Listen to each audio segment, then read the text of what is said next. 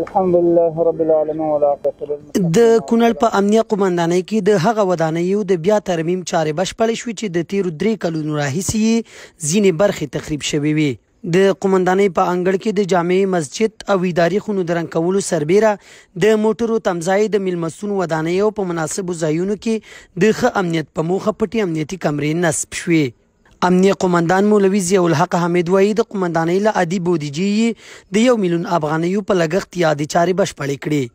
تقریبا په دغه اوسني کار باندې 1 میلیون افغانۍ مصرف شوی ده او باقي چې ترمیمېږي شاید د مصرف لوړ شي.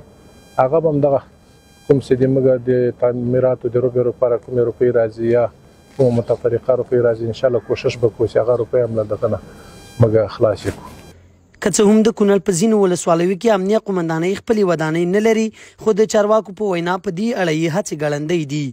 د دوی په خبره د امیر المؤمنین د ځانګړي فرمان له مخې به ډېر ژر په هغه ولسوالیو کې چې امنیه قومندانۍ یې ودانۍ نه لري ودانۍ جوړې او د شته ودانیو د ترمیم چارې پیل کړي. دغه مشکل موږ لرو یقینا لرو په بعضې ولسوالیو کې تعمیرات نشته.